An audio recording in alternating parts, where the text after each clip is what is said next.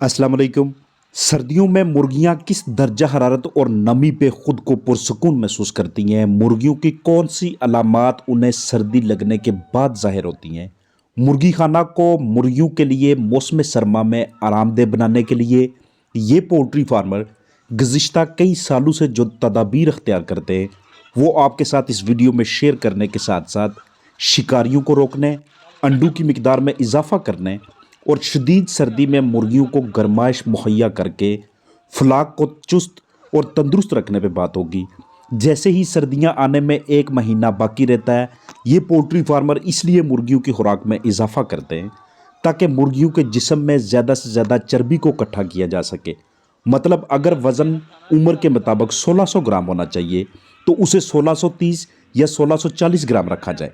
उसके साथ साथ मुर्गी खाने के अतराफ में इस तरह के पर्दे लगाए जाएं कि जो ज़्यादा से ज़्यादा हरारत को अंदर की जानब कैप्चर कर सकें, इकट्ठा कर सकें। अब वज़न बढ़ाना, चर्बी इकट्ठी करना ये इतनी ज़्यादा भी ना हो जाए कि चिकन्स के अंडों की पैदावार मुतासर होने लग जाए। जिस वक्त आपके चिकन्स मौसम सरमा में एक टांग को ऊपर उठा के कुछ देर खड़ा होने की कोशिश करें तो इसका मतलब ये होता है कि उनके जिस्म में कहीं ना कहीं से ठंडक का कोई ना कोई ज़रिया लाजमी तौर पे पहुंच रहा है, चाहे नीचे से चाहे अतराफ से। उनकी कलगी फीकी पड़ना शुरू हो जाए या किनारों से नीली होना शुरू हो जाए तो जहाँ पे दूसरे अनासर इसमें शामिल होते हैं वहीं पे साथ साथ ठंडक भी एक वजह होती है। तीसरे नंबर पे आपके चिकन्स के पर आपको फूले हुए नजर आते हैं। अब यहाँ पे ये पोल्ट्री फार्मर अतराफ में यहाँ पे जो पर्दे लगाए गए हैं, यहाँ पे जो कपड़ा लगाया गया है, उसको आप बगौर देख सकते हैं कि ऊपर की जानब से जगह थोड़ी बहुत छोड़ी जाती है। जिस तरह से बिल्कुल ये चिकन कर रहा है कि चलते वक्त अपनी एक टांग को कुछ लम्हात के लिए, कुछ सेकंड्स के लिए वो ऊपर की जानब रख के आगे मूव करता है, तो ये साइन होता है कि उसको नीचे की जानब से ठंडक पहुंच रही है। अब यहाँ पे आपके चिकन्स की अंडों की पैदावार मुतासर होती है।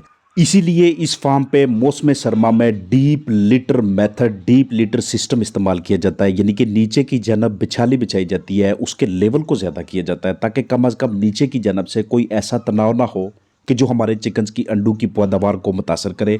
दूसरे नंबर पे लाइट टाइमिंग कम होना शुरू हो जाती है।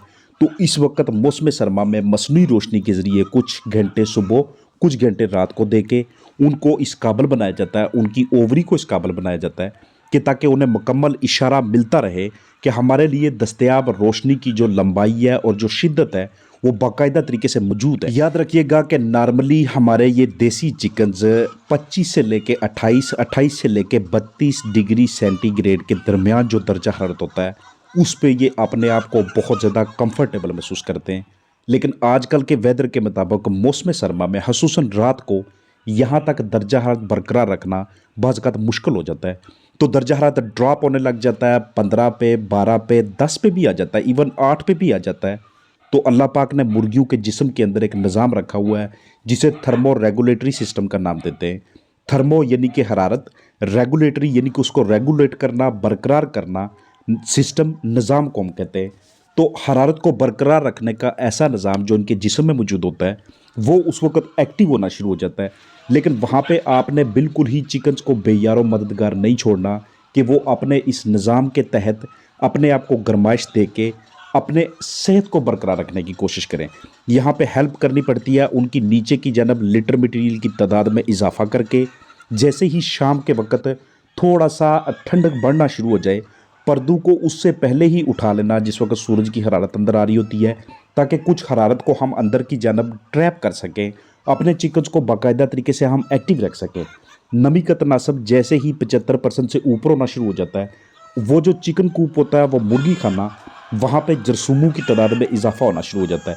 क्योंकि नमी वाहिद ऐसी चीज़ है कि जो बहुत से जरसूमों के लिए एक फेवरेबल एनवायरनमेंट बनाती है, इस तरह का माहौल बनाती है कि जिसमें वो तादाद में उनका इजाफा होना शुरू हो जाता है। मुर्गी खाना में किसी भी जगह पे आपको क्रैक नज़र आते हैं, होल्स नज़र आते हैं, वहाँ पे मरम्मत वाली कोई भी ऐसी जगह नज़र आती है तो जैसे ही सर्दियों का आगाज़ होता है फौरी तौर पे उनको इस फार्म पे रिपेयर कर लिया जाता है ताकि वहाँ से ठंडी हवा अंदर आने की वजह से चिकन्स के अपना जो टेम्परेचर है वो बहुत ज़्यादा डिस्टर्ब ना हो। तो थर्मो रेगुलेटरी सिस्टम उस वक्त सही तरीके से काम करता है कि जिस वक्त अतराफ में पर्दे हों और उन पर्दों को दुरुस्त औकात में सही तरीके से इस्तेमाल किया जाए।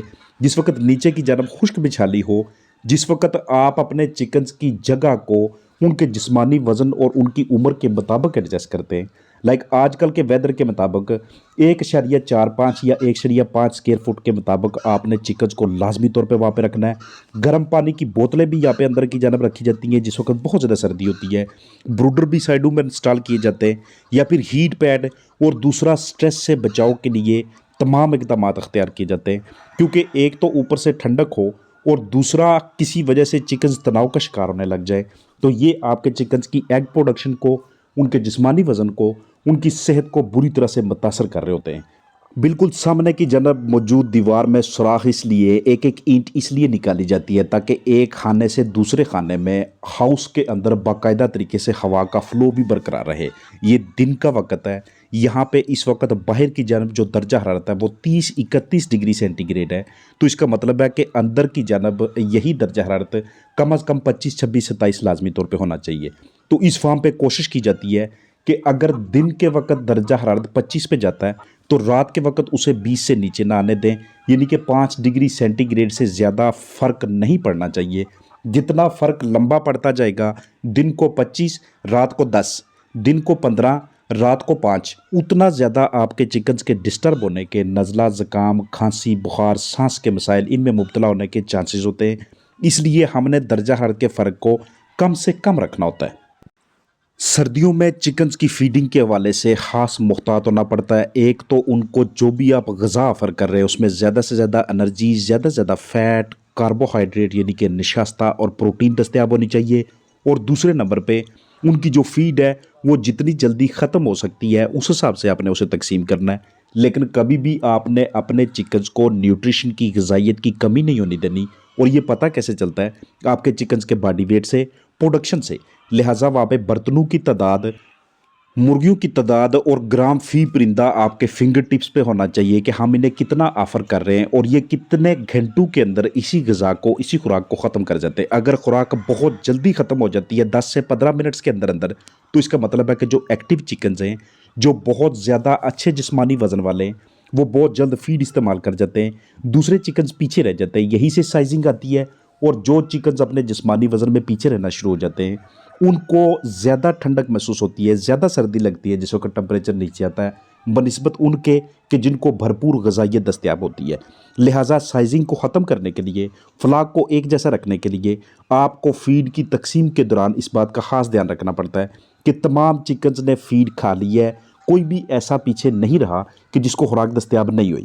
کچھ چکنز بیچ میں اس طرح کے ہوتے ہیں کہ جن کے پر جھڑنا شروع ہو جاتے ہیں، وہ موسم سرما میں مولٹ پہ آتے ہیں، انہیں آپ نے الگ کر لینا ہے اور ان کو مولٹ پہ لگا لینا ہے تاکہ پروڈکشن اچھی حاصل کر سکے۔ بھرپور امید ہے ویڈیو آپ کے لیے، آپ کے فلاح کے لیے موسم سرما میں ہیلپ فل ہوگی۔ اپنا خیال رکھیے گا۔ السلام علیکم۔